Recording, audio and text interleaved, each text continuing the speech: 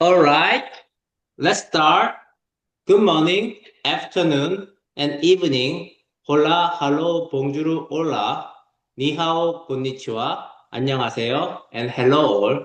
Welcome and thank you, SynBYSS people, for joining us the 181st seminar, and I call it on National Science Foundation Day. I came back to San Diego after my 15-day seminar and conference trip to Boston, Cambridge, Warwick, and London, attending and giving a talk at AICHE Biochemical Society meetings, and visiting and giving a talk at Wyss Institute at Harvard University, Boston University, MIT, Imperial College London, University of Warwick, and Queen Mary University of London, and meeting 5 Nature or Cell Journal editors. So great to catch up with my colleagues and meet new colleagues and future leaders who were or will be SynBYSS speakers. And then actually I recruited many of them joining us as speakers. And then now we reach total 510 speakers. And I'm very grateful for your participation and contribution. And so I want to thank you all. Okay, it is my tremendous honor to introduce very briefly our pioneer speaker, Dr. Diane Okamuro. She is a program director at BioIOS, Plant Genome Research Program of National Science Foundation, in short NSF. I believe I met her more than 10 years ago at a grant meeting called Nitrogen because of my NSF nitrogen grant with which we aimed to fix nitrogen in oxygenic cyanobacteria, although she was not my program director at that time. Actually, I got funded from the MCB. I especially thank NSF for their support because a total of 8 program directors, the largest number of pioneer speakers, participate in this webinar series.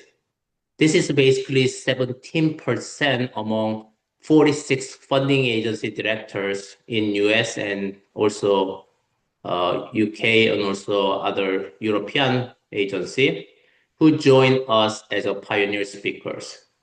For your information, pioneer speakers include 1 Nobel Prize laureate, Francis Arnold. Now actually total 47 funding agency director because 1 person joined us today. And also the 7 Nature journal editor and 7 Cell journal editors and 20 chief editors in journal. And also amazing rising star, almost 250 rising star speaker for the series. Diane, thanks so much for your support to the research community, shaping the field, and the virtual podium is all yours now. And thank you again. Thank you. Thank you for that wonderful introduction. Let me share my screen.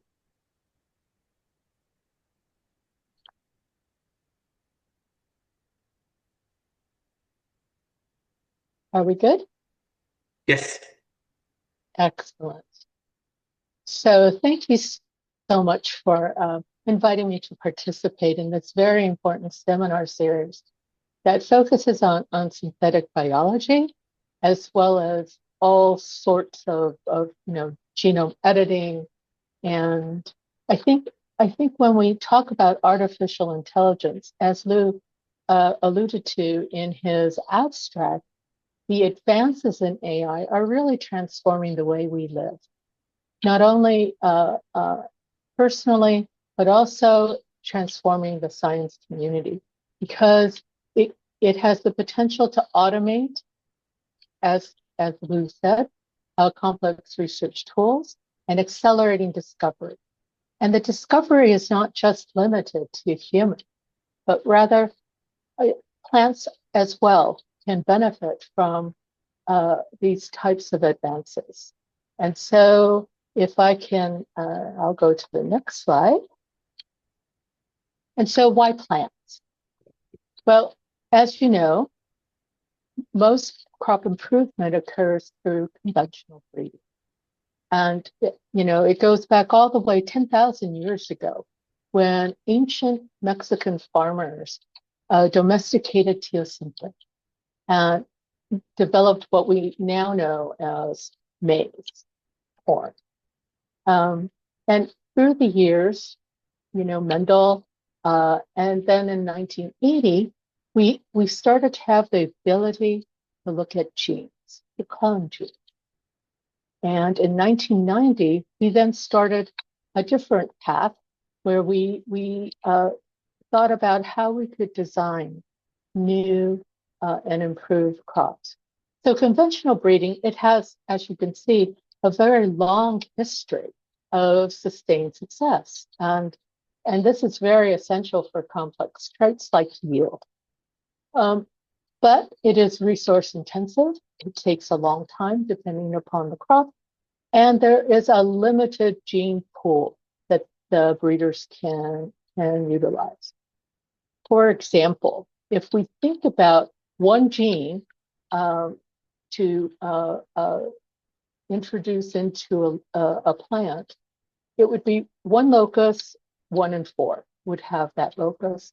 If we now expand that to 3 loci, it would be 1 in 64, and on, until if you had to do stacking of genes, and let's say 15 loci, it would be 1 in 1 billion plants you'd have to go through. And so that's why genome editing, as well as automating some of the tasks through AI, is so important for the challenges that we face as scientists to help our societies deal with food security, climate change. And so genome editing, it can preserve what the breeders have gained, because we can now edit those lines that they have already developed and that farmers are using. We can expand the utilization of natural diversity, and in plants that's really expansive. And because we have seeds, we can access diversity that was discovered decades, centuries ago. We have a plug and play potential, and we have an extraordinarily large number of pangenomes and AI analytics. And then finally, we have started to develop rapid genotype independent transformation procedures. Some of those have come through funding through the National Science Foundation. We have a research coordination network called Plant Gene, and that group of scientists who lead actually the plant transformation centers in the United States, their goal is to make transformation a standard protocol in every lab. And then finally, genome editing, we can do trait stacking, gene stacking so easily through genome editing that the potential is so high. So if we think about now, what are the challenges for plant scientists to using AI? Well, you need that availability and access to data training sets. You need access to the computational tools and resources, and you need training in the use of the data sets and AI tools, resources. And key, obviously, we need to validate the AI and the process, but essentially to developing products that will benefit society, to do that translational research. We need to test the hypotheses that we generate from using AI in Planta. And that's where it's really important to remember that this administration, the Trump administration, as well as previous administrations, have had priorities in biotechnology and translational science. One of the key priorities moving forward in this administration is a focus on artificial intelligence. And so I can tell you that most all of the NSF programs will have some activities in the use of artificial intelligence in the research that they support. The Plant Genome Research Program, which I have been associated with for about 21 years now, supports genome scale research, which is of broad societal importance at the frontier of plant biology, but not necessarily limited to crop plants. And we have two tracks. One is a research track, which is hypothesis-driven, genome scale to address questions in biology. And then we have a TR Tech track, which supports the development of tools, resources, and technology breakthroughs that will further enable functional plant genomics. And we welcome all proposals at all scales, from single investigators to multi-investigator, multi-institution, interdisciplinary research. And I think that this is important for all to think about when they're thinking about funding, and that for technology, advancing technology to develop products in plants, it is so important that you include a biologist in your project, and to have that cross training with wet bench research and then the computational tools. It's that kind of cross training that will produce our next generation of workforce. And so my last slide is just my contact information, but I want to say at this point that any questions you have, you can contact me. I will set aside 45 minutes to an hour to talk with you about your ideas. But also, I am so excited to hear from Cong and his research to understand what's new in this field. Thank you. Thank you so much. I mean, absolutely agree with you. AI is important technology, potentially transform our society. You know, there are some risks, but at the same time, huge potential. So I'm really glad NSF, pay attention to this important technology. Also, the other thing is I always kind of believe in food and agriculture is one of the most important industry sector. But now, at least this administration can pay attention to that important, sector. And then I hope, this, initiative, could potentially solve a lot of food problem, global scale. And in that way, nobody die because of hunger. That's one thing I want to see. So that's I as one. well. Yeah, fantastic. Thank you so much. This is a wonderful, presentation. All right, let's move on. Okay, now the main speaker of today with our a little bit longer introduction. Dr. Cong is an assistant professor at Stanford University School of Medicine in the Pathology and Genetics Department. His lab focuses on developing gene editing and computational tools for engineering eukaryotic cells. That is also, in the future, very important one to solve a lot of problems, including human health. At the same time, of course, the plants and etc. I believe. His team is also applying these tools to probe the molecular mechanisms of cancer and immunological disease. By integrating AI as Diane already emphasized earlier, and machine learning, which are hot topics nowadays, of course. His team aims to accelerate the design of efficient gene editing proteins and RNAs. Most impressively to me, his work has contributed to FDA-approved clinical trials using CRISPR for gene therapy, and he has been recognized with the NHGRI Genomic Innovator Award, I believe one of the most competitive, prize. Such a translational outcome, I think, is needed more to benefit the society and I also to gain trust from the public. And I believe Lu already kind of contribute to this kind of important goal.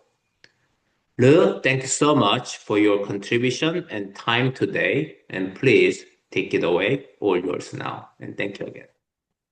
Thank you so much. It's great pleasure to be here with Tay and Diane. In addition to time, I'll just dive into my presentation for SynBYSS talk today. I've listened to many talks live or through recordings.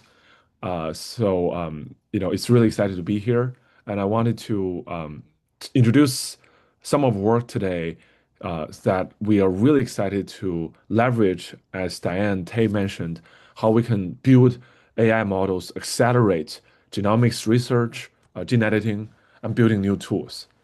And this is our lab, so I want to thank all of them. At the beginning, for all their great work, which really is the core of how we were able to get what I'm going to present done.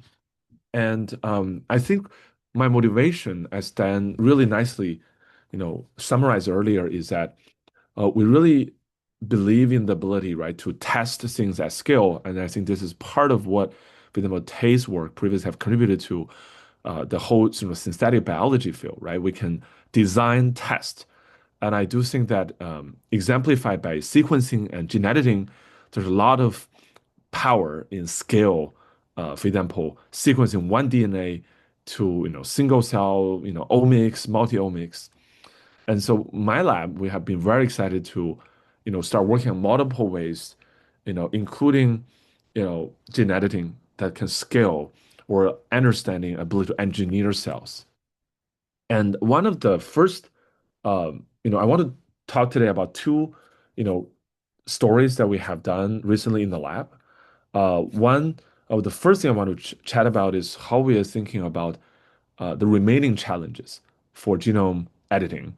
And one of the challenge, I think we still have is when we want to insert a very large piece of DNA into the genome, particularly in eukaryotic cells like animals and plants. And the problem is even in bacteria, but in most cells, there are competing DNA repair pathways. So here, right, if we want to insert a large donor DNA, a lot of times when you have CRISPR cuts, it will repair immediately, right, by NHEJ end joining, versus homologous recombination can insert a large donor DNA, but usually is competing with other pathways. And that's why there are a lot of really cool tools recently developed by many labs shown here that pioneered new methods like transposase, recombinases, integrases that do large insertion. And in your lab, we have been interested in actually learning from simple mechanisms in bacteria to try to transfer those simple, molecular tools to eukaryotic cells. So one simple DNA insertion mechanism in phage is called phage recombination or recombinering. And it's very simple, right? So on the left, isonuclease expose homologous region, for example, from the donor versus the genome, and then a single strand annealing protein, or SSAP, will anneal the homologous sequence, allowing the donor to be inserted into the target. And these SSAP are very compact recombination proteins, only 200 to 300 amino acids. So we are interested in seeing if this protein can actually be used in eukaryotic cells. And interestingly, before I dive into our data, in the past, few years, actually people have realized that because this SSAP can repair and integrate DNA, they actually are a anti-CRISPR mechanism shown by Luciano Marafini's lab at Rockefeller that it can repair when a CRISPR cuts. Then the SSAP can mediate, repair from another, fake genome, which is very interesting to us. So this gives us the confidence to think about if this simple, mechanism of repair inserting DNA can be used in human cells. So we have published this, so I will go a little bit quicker. But essentially, when we couple a dCas9 protein, which allow us to target SSAP protein, as you can see here in green, so that green SSAP can be targeted to a specific sequence using a dCas9. And this way, we don't introduce double-stranded break, but we can still recruit SSAP to hopefully insert a donor. And what we've done, recently in collaboration with Alex Hong at Bounty Genome Lab at UCSF, and also with help from the George Church Lab at Harvard, is that we screened about 600 SSAPs identified from metagenomic databases because we think that maybe, right, there's like CRISPR, there are different SSAPs, and we can maybe identify a really nice SSAP from nature that works better in human cells. And indeed, you can see on the right, if we measure editing efficiency at two different locus, genome locus, you can see consistently, right, some SSPs are really efficient. So we call the blue one, we call it Gen 2 or the second generation SSP coming out from the screen where we think that it's performing better than the one that we initially identified. And we recently started to test them in very challenging settings. As you can see here, we have some preliminary data showing we can use that actually even in mice to insert in this case, this is a luciferase gene into the mouse genome. So this way we can visualize it using luciferase imaging. And interestingly, the last part we have been doing, which is still not published yet, but hopefully we can wrap up this soon, is we starting to use AI, assisted method to engineer better artificial SSAP, right? Instead of just screening natural ones, we have been leveraging protein language models, especially ESM, as many of you probably know, to iteratively engineer SSAPs by using the ESM model to nominate mutations that hopefully improve the fitness of SSAP. And then you can see that we have identified small numbers of candidates, as you see on the figure on the left, that are substantially more efficient than the natural ones. And then we are starting to test them in human T cells, for example, in collaboration with Justin Akram Lab at UCSF, but we're also now expanding to additional testing. We're actually discussing with Steve Jacobson at UCLA to think about plant testing of these SSAPs. And lastly, we think that in addition to just use SSAP by itself, as many of you know, there's a very powerful tool developed by David Liu's lab called prime editing. And because prime editing actually have a single strand intermediate, we recently tested, this is still preliminary, but we think that because prime editing have a single strand intermediate, we tested if we can add SSAP to PE Max, the prime editing method developed by David Liu's group. And we found that indeed, in a splicing correction assay, using reporter from Francisco's Rivera's lab at MIT, we can observe a noticeable improvement of PE editing when you add SSAP. So this is still ongoing work, but we think that there could be many ways when we have a very efficient, potent SSAP to use it either by itself or maybe with other systems to boost genome editing efficiency. And finally, I want to show not from our lab, but from Bell Lab and Tolan Lab, published at Nature Communications recently, that they've solved one of the first cryo-EM structure of an SSAP called RACT. This is from a bacteriophage in complex with double-stranded DNA, which nicely show, as you can see here, how SSP can wrap around a two-strand of DNA and try to anneal. For example, if you imagine the orange is the donor and yellow is the target, you can see how SSP can anneal the two-strand of DNA together to hopefully explain why we think that it can boost gene editing, gene insertion in eukaryotic cells. So with that, I want to cap the first part of my presentation today, saying that that in addition to the CRISPR tools, uh, with recent development, we have more toolbox to use for engineering the genome, and we hope that SSAP as a single-stranded, specific, editor can be useful in certain cases for example, for gene insertion. And now the second half of my presentation, I want to share a little bit more about our computational work, as Tay kind of kindly mentioned. We also have been interested in how we can use AI to accelerate biomedical, development. And the first thing when we start to think about AI is, we're really inspired by AlphaFold, right? Evo and some of the foundation models of, like, for example, AI models that predict protein structure. So we have been very interested in working on RNA because there are already really good models for proteins and for DNA, and because we work with gene editing, we're very interested in RNA, like guide RNA writing Cas9 in CRISPR. So we decided to train a RNA foundation model using a transformer diffusion hybrid architecture, meaning that we can encode sequence using the transformer architecture, and then like we generate images, right? We can use diffusion to generate RNA sequences. And we call this model RNA genesis. We measured the performance of RNA genesis across different structure, prediction task, RNA engineering task, and we found that out of 80% plus of the task, RNA genesis is performing really great in terms of the benchmark performance. And then we also built some therapeutic relevant benchmark covering antisense oligos, human mutations, and circular RNA. And specifically, for example, you can see that when we use RNA genesis to predict how circular RNA, for example, can bind or interact with target proteins or microRNA, we see that RNA genesis actually outperforms several existing models.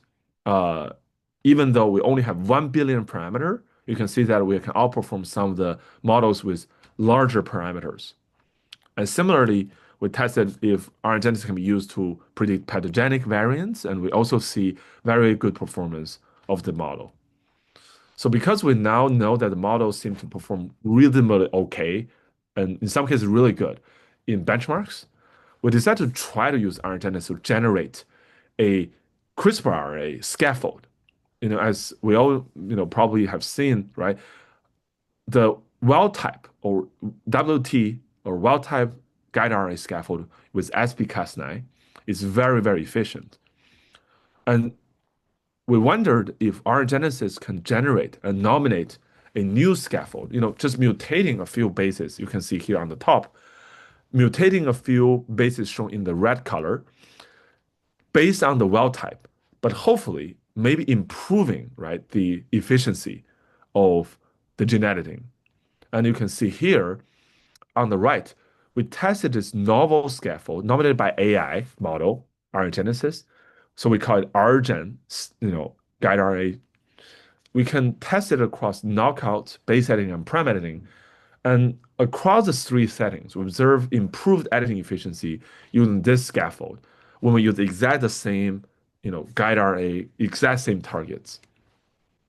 And when we actually try to model how the new scaffold, the mutated scaffold, is interacting with Cas9 protein, we actually found that it forms more hydrogen bond than the wild type protein.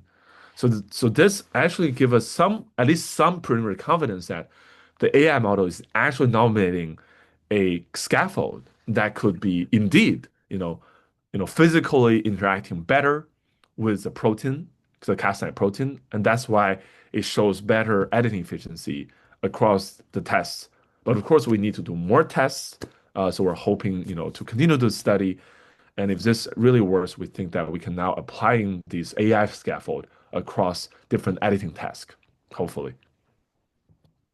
And finally, I wanted to wrap up my AI presentation, uh, by presenting some recent work we've been doing on building AI agents or agentic AI method for designing, modeling, and analyzing different type of biological, experiments. So one type of experiment, of course, we're really interested in is can we automate the design analysis of gene editing experiments. So we recently published a work called CRISPR GPT, where we worked with collaborators to actually automate using AI agents some of the tasks. Uh, and because it's published, I just want to mention and highlight some really interesting findings. For example, in order to integrate knowledge from real scientists. We collected, you know, um, email discussions, threads online, from many scientists like Neville Sanjana at NYU, Feng Zhang, Patrick Su, many top scientists, from their discussions on gene editing knowledge. And then we can train, in this way, we really fine-tune the existing model using the over 11 years of knowledge by these top scientists. And we actually, can actually fine tune a model that outperforms. When we did the work, it was GPT-4, but we now have tested more model. But we actually realized that by using real scientist discussion and knowledge to fine tune a large language model, you can actually improve the performance substantially versus a general purpose like ChatGPT. So with that, we started to build a way for people, and we hopefully roll this out into many labs. If people are interested, please reach out to me. We're hoping to build a website now that allow everyone to log in. You can log into the website. This is a demo that we recently recorded, and you can start a project. Like you're almost like you are doing something on your ChatGPT, and then here you can see that you can select different tasks, and then as you select different tasks, AI agent will build workflows that complete different steps of experiments. For them, you can just type in, and you can type in just natural language. I want to knock out gene X, right, in my study, and then you can see on the right, the agent is building different workflows, on target, off target design, predictions, and then once it's executing the workflow, you can interact with the agent in natural language, and it will give you a lot of information. And even, for example, in this case, design the guide RNA using a background AI model, and actually accessing knowledge. And we're here in this case using knowledge from the Broad Institute, for example, to design this guide RNA. And eventually, once you design and run experiments, I want to jump ahead a little bit, but you can actually upload your sequencing file in this interface for CRISPR GPT, and the AI agent will actually run analysis for you and will send you the results once the processing is done. So email the results once processing is done. So this, as you can see, is a way for us to interact with AI in a very simple way and hopefully automate a lot of the steps that otherwise, will take probably more time, right, for individuals. And I think this is particularly helpful for, young scientists, hopefully getting trained, initially in the field. And very briefly, we're expanding this work now to additional, genomic screen workflows and other general workflows with Aviv Regev at Roche Genetic and also Yuri Lashkova at Stanford. We're really excited to build a lot of these agents, hopefully, for different genomics use cases. So we have a website called genomics.stanford.edu where we're showcase some of the work that we're doing.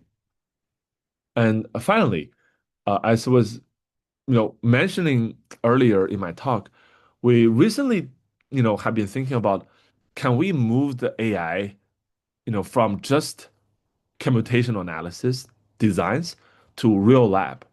So recently we pre-printed a work, which is still ongoing, where we start to move the AI agents into physical lab, as you can see on the right. So the idea is that you can have people wear smart glasses, And then you can have a visual, interaction between an AI model and scientists in the physical lab.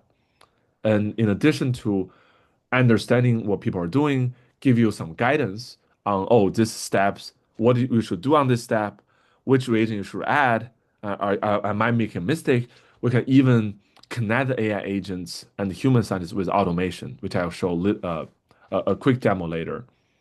But broadly, we believe that because scientists need to use hands, right, in the lab, by wearing a smart glasses, this provide a way for scientists to, still use your hands as you typically do on experiment, as you can see on here, but capture a lot of information using the smart glasses.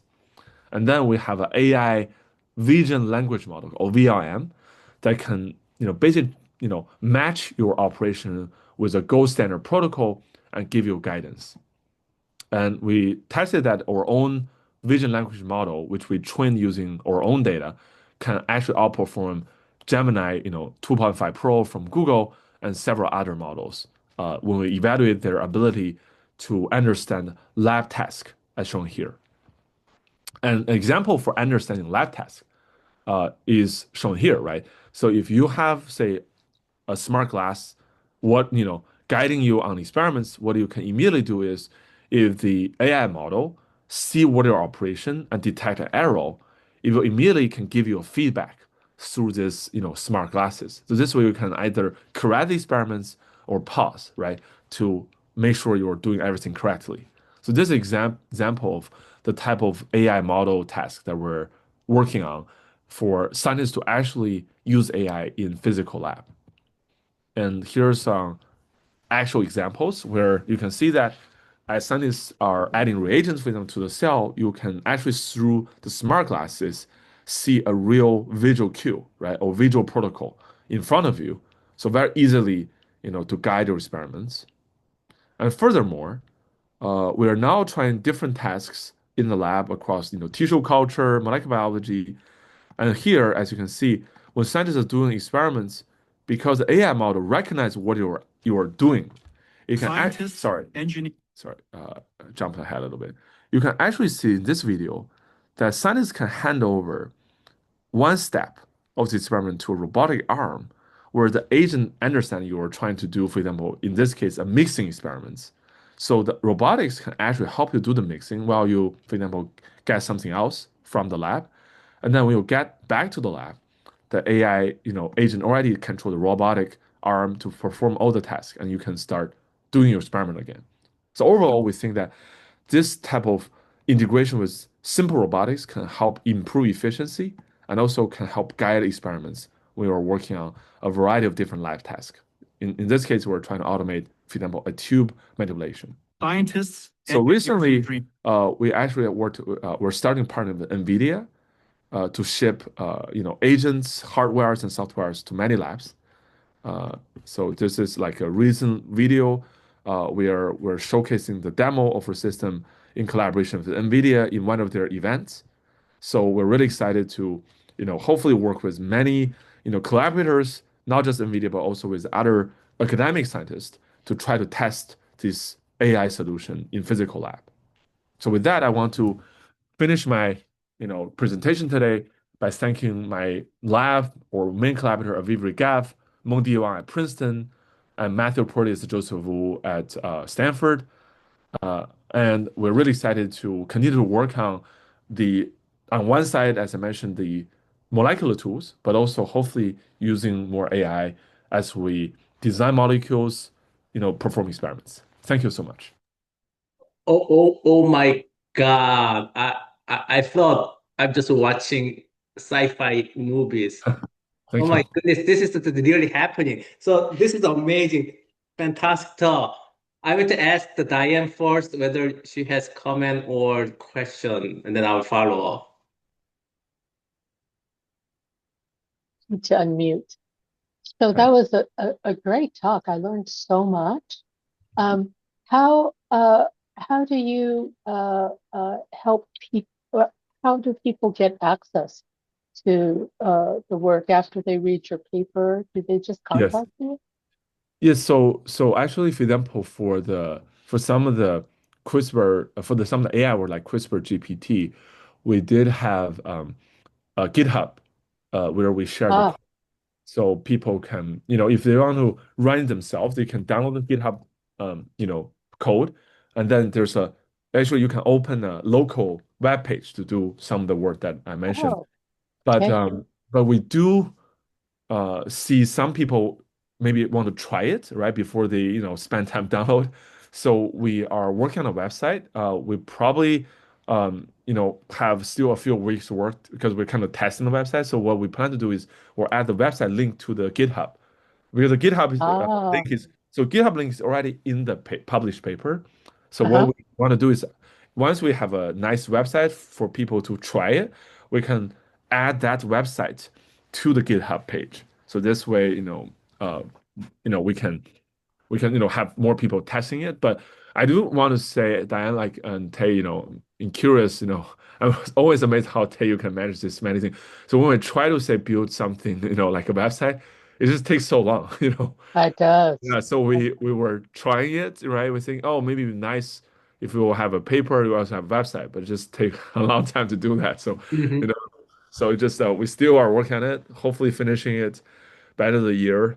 But I think, this is why we think that maybe, with a lot of AI tools, there also need for maybe collaboration support on, how you just, like you Absolutely. said, how you put things into more people. But it's Absolutely. And that's one of the strengths of the National Science Foundation Awards, that the part about broader impacts, you can oh get yes, actually funding to help you with that.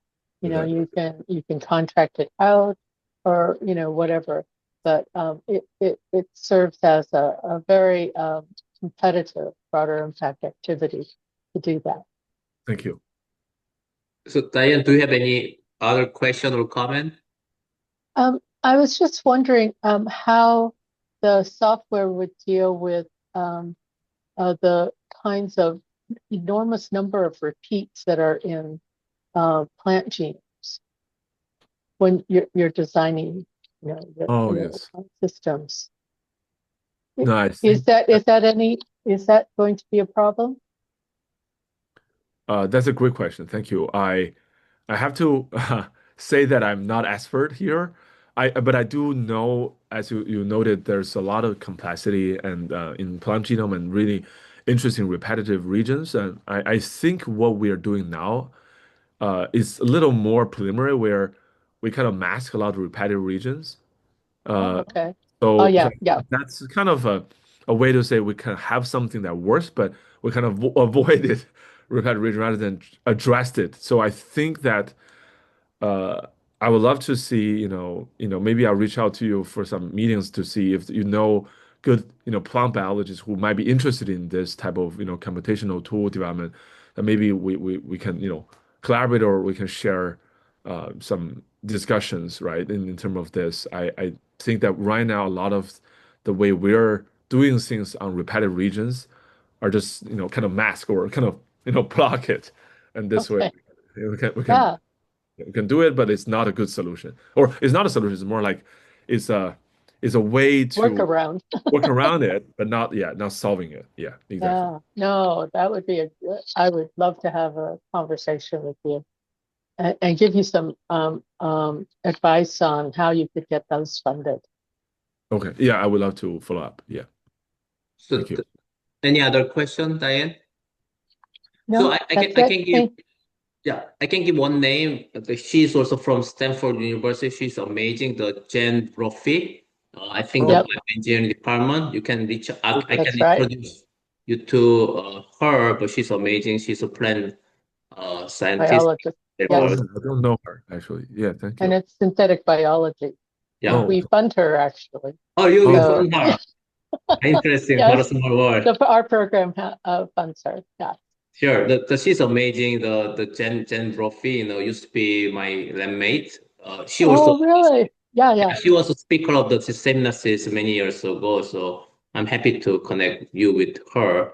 thank you. You can find some better program or project. I mean, in the future with her, I guess. Uh, let me start with. I have too many questions, but I don't want to ask all of them. Let me start with the one, because we, met yesterday as EBRC members. We kind of discuss about AI and potential benefit of AI, and also at the same time potential risk. And then your last part of the talk, it blew my mind. Oh my God, that's really happening right now. I never heard about it, but that's really happening. I kind of, as I mentioned earlier, it's kind of I'm watching movies. I mean, I love movies, but I'm really kind of movie in the reality.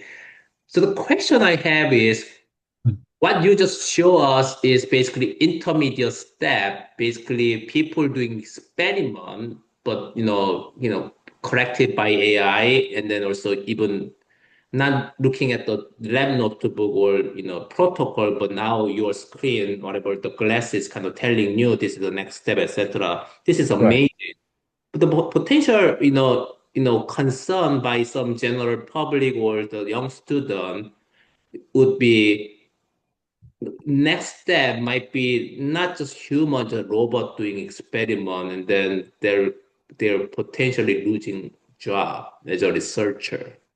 And then can you kind of give some comment how we gonna incorporate this AI or robot into the research field? That will help tremendously research progress, but also at the same time, a lot of young people worry about, including, my own daughter.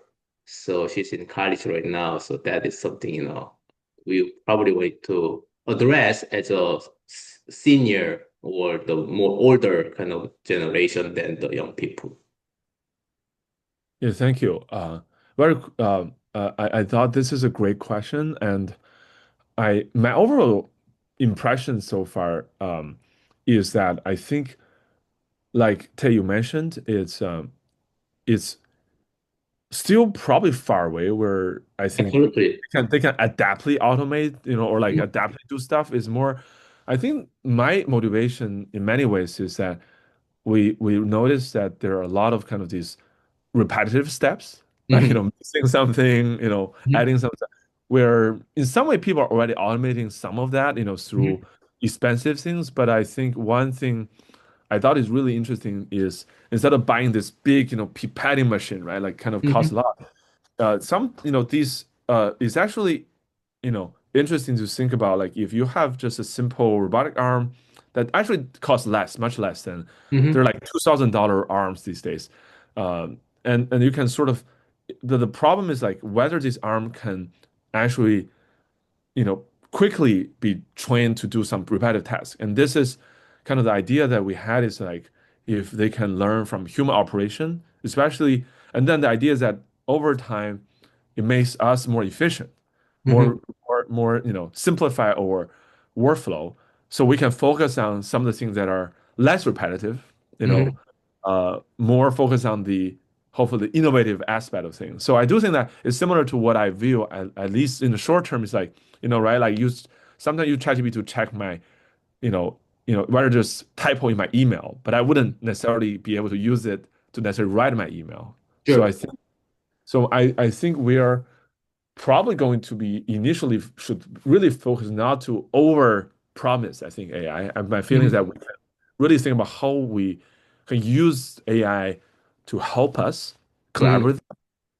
And maybe in many years later, I think we can have some amazing AI. But I think right now, I really think that the collaboration or the helping scientists is really I think the way that I think about AI. Thank you. Sure. So let me give my perspective. So all the technology so far, kind of generate you jobs. Let me give some example because Diane is here. I'm giving Yeah. the agriculture, kind of example. So Yeah. when new machine, tractor, or the machine for the agriculture introduced to the agriculture, people worry about. Also, even a lot of people, a lot of farmers actually lost the job because there's no reason to have people harvest because now in a gigantic scale of the harvest done by the machine, one person just drive whatever machine and then just harvest done, even seeding and etc. So that kind of may lead to a lot of people losing job. But that generate new jobs. That means in the factory, tractors should be made by the people.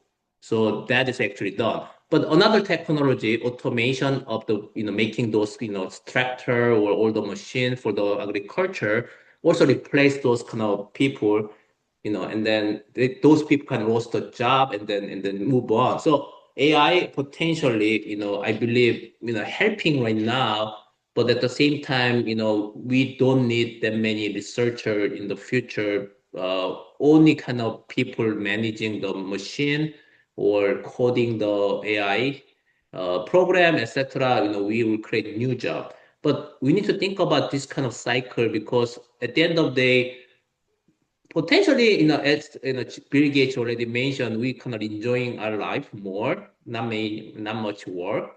But at the same time, whether that's applicable to general people, poor people, or only applicable to rich people, that is question mark for now.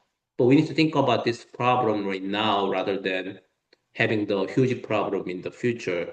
You are right. It might be not next year, but technology advanced so quickly now, exponential.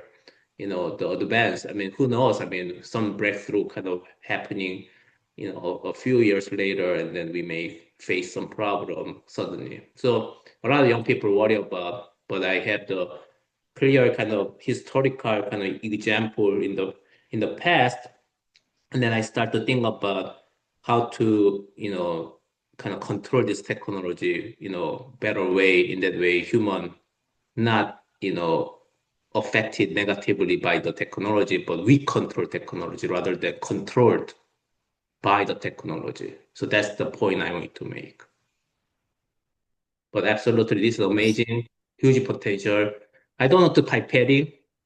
I was a robot myself, pipetting, picking 30,000 colony myself when I was graduate student and pipetting all 30,000 colonies, triplicate experiment to screen one single enzyme. That was not fun. And then now, my student having robot and multi-channel, automation, TCAN machine, they have luxury, but, that's some concern people have actually. Fantastic. Uh, let me, I have one more question and then I probably close. So having said that, what would be hurdles you probably need to overcome to make the dream I just mentioned really become a reality? So, AI, you mentioned this not gonna be next year. I mean, but what would be the next step or next breakthrough that potentially lead to the world with this amazing AI kind of doing some work for us more? Do you have some insight about that? I want to defer to Diane if you want to comment on this.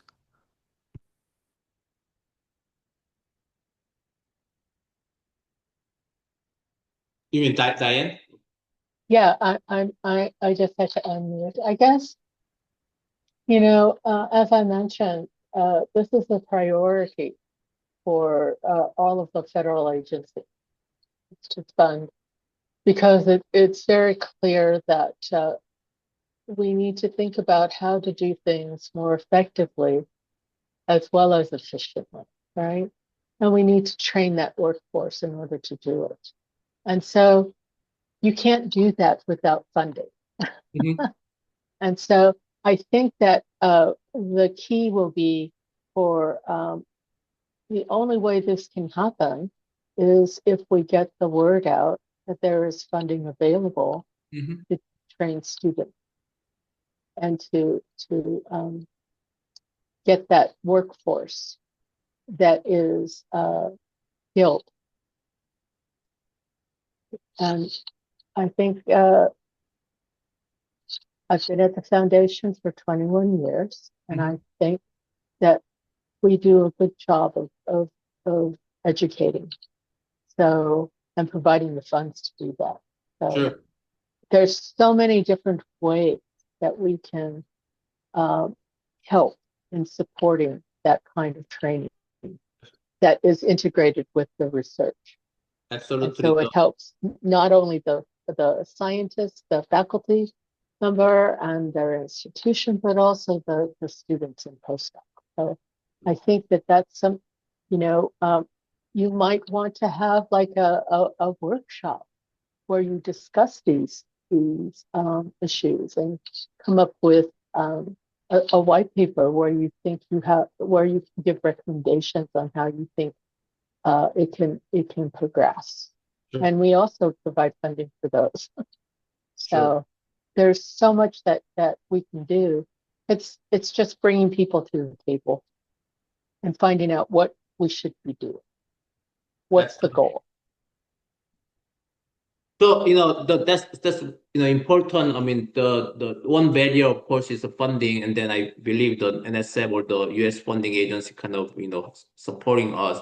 And you mentioned how to use the AI efficiently, but I also wanted to add one more word, how to make AI efficient and also safe. Yes. That's important, aspect, that's why, I mean, organizing a lot of conference, I potentially reach out to you, I mean, to fund one of the conference I also organizing that actually inviting all the people in the seminar cities. And then first conference was in Hawaii, but unfortunately, the NSF, program director, uh, feel Hawaii is just for fun, not for conference. So next year we having conference in Spain, and then I believe NSF people also feel the similar way. Unfortunately, hopefully, You but I know, got the money. I got the money last year, $50,000 from NSF. So I'm really grateful for that support. And hopefully, next year we also getting some support and potentially one program director at least kind of participating in that way discuss, importance of the funding as well as the AI, biology, biotechnology, and crop, engineering, etc. And then potentially, kind of giving some insight to young people in that way. Young people generate and create the better world in the future. yes. And I think that including, discussions about the ethics of using AI, Mm-hmm. in certain situations Mm-hmm. is important to as a topic for young people to consider. Sure. I think they hear the buzzword artificial intelligence and it's just, oh, that's what I want to do. But they really don't. I don't think they understand all the ramifications and Right. all the complexities that go into using AI. And so, Absolutely. yeah.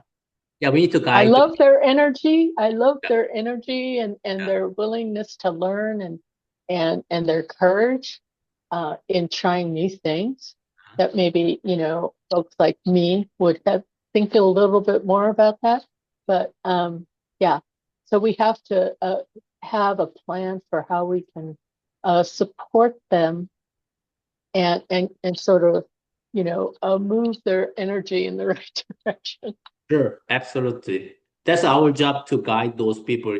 In fact, yesterday I interview because my job is I'm actually an interviewer for the MIT admission. I'm talking about the Mhm. undergraduate admission. And then the Mm, guy I interviewed, he's very excited with the AI. He's very knowledgeable and then deep thinker. But we still need to passionate, but we still need to guide them in the right direction in the way absolutely. AI kind of become the better and safer, method to help humanity rather than destroy. So this is an absolutely wonderful point. And I believe now I see the 2 minutes after 11, so I probably need to close the seminar and then we can chat afterward, if you want to chat. All right. So thank you all for joining and staying today. We'll meet again on November 20th. That's the 2 days from now. Thursday, the same normal time, rather than off time like today. At 10 a.m. Chicago time, the same Zoom link. We'll have the Dr. Robert Berry at NIBIB, NIH, and Dr. Rebecca Wilkes at the used to be the National Renewable Energy Laboratory, but now recently moved to the Oak Ridge Laboratory. As usual, the follow-up informal chat will occur without recording. Please stay here if you are interested in chatting with us. I will promote you to panelists who can speak and show your handsome and pretty faces if you wish. Thanks. I stop recording. Just give me 1 second.